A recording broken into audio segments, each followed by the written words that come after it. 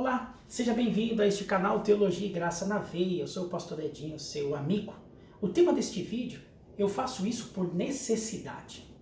Antes de entrar nesse tema e de trazer aqui conhecimento, uma passagem bíblica, esse tema tem um propósito de alcançar você, edificar sua fé, adquirir mais conhecimento e informação bíblica, não só no exercício da sua fé, mas no exercício do seu ministério, do seu chamado, na vida de coordenador, de líder, pastor, homem, mulher de Deus, não é? Responsável por uma igreja, por um departamento, por um campo, mas também na vida secular, no dia a dia. E por que não usar do lado profissional, do lado pessoal? Afinal de contas, a Bíblia é para todos. A Bíblia não tem data de validade. A palavra é tempo oportuno e ela chega para fazer o que lhe convém. Afinal, é a palavra de Deus. A Bíblia é a boca de Deus falando ao teu coração.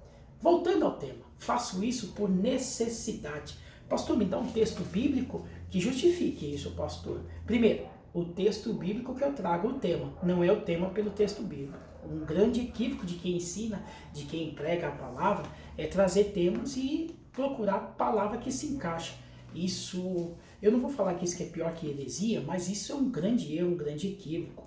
Mas o texto a ser lido, o texto a ser esmiuçado, o Espírito Santo vai dar entendimento, sabedoria, graça para você adquirir um tema dentro daquilo que você estudou. Então, primeira coisa, vem o tema, primeira coisa vem o texto bíblico, não é? E depois nós traímos um tema naquilo, trazendo para o dia de hoje, para facilitar o teu raciocínio, o seu entendimento, edificando a sua fé, abençoando a sua vida e a sua família.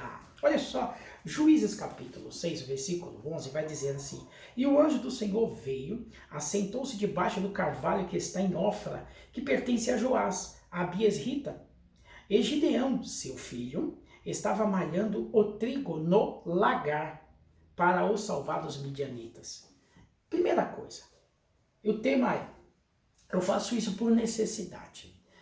Gideão estava malhando o trigo no lagar. Então ele estava no lugar para um fim, mas fazendo uma outra coisa. Estava malhando o trigo e no lugar que, não é? Era lugar de preparar o suco da uva, de pisar nas uvas, né? O lagar é um lugar adequado, né? De aproximadamente, não dá mais de 3 metros por 3 metros, né?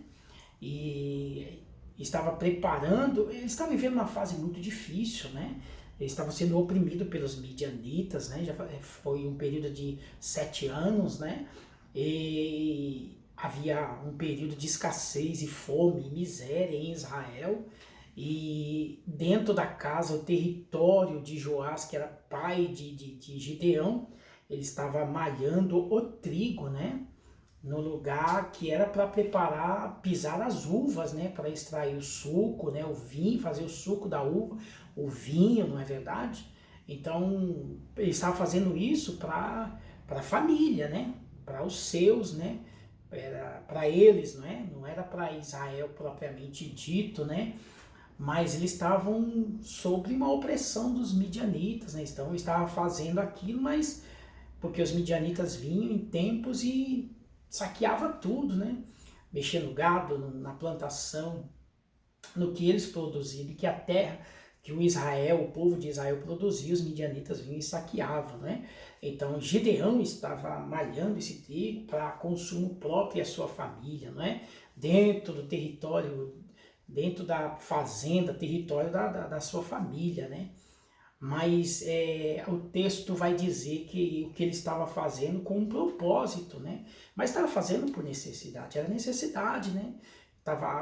A escassez de alimento era real dentro do texto, capítulo 6. Você precisa voltar textos atrás, versículos atrás, para você entender o que eu estou falando. Então tinha uma fome, uma escassez, tinha um período de opressão para o povo, né? Isso refletiu na dispensa, refletiu na alimentação, e o trigo faz parte da alimentação do povo antigo, né? E o trigo, eu vou dar uma informação para você, o trigo ele precisa ser batido, né? Para soltar a semente, soltar a casca e libertar a semente, né? Para depois amassar o trigo, a semente, fazer o trigo, o bolo, o pão, né, o alimento, fazia parte do alimento, do cardápio do povo hebreu, né, do povo antigo, né, como se faz ainda, é um alimento milenário, um alimento que faz parte da nossa mesa, dos nossos cardápios, não é verdade? Então, proveniente do trigo, né? Então, só que o lagar era lugar de pisar em uvas, né? E a informação importante para você que por que pisa na uvas descalço, né? E não usar uma bota, algo agressivo para ser mais rápido e eficiente. Nem sempre aquilo que você pensa que o que é certo, mas seja o correto, né? Porque uma coisa é pensar o que é certo, outra coisa é entender o que é correto no que faz. Pois bem, porque se pisar com um calçado na uva tem a semente, se quebrar e romper a semente, amarga o suco, né? Então com o pé é uma forma mais delicada para amassar só a uva e preservar a semente para não rachar, para não amassar ela, para não ficar amargo o suco da uva. Tá certo? Essa informação é importante para você. Mas voltando sobre o tema de fazer aquilo que é a sua necessidade, né? Então ele estava fazendo por causa de uma necessidade.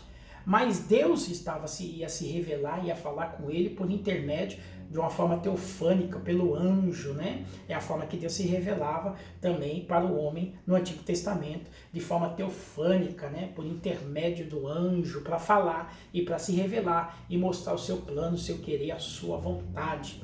Então, enquanto ele estava fazendo aquilo por necessidade, Deus tinha um plano e um projeto para tirar toda aquela opressão, para acabar aquela situação, né? Não tem que fazer as coisas escondidas, num lugar impróprio, por causa de uma opressão, de uma situação. Agora, trazendo para os dias de hoje, tem muita gente que faz aquilo só por necessidade.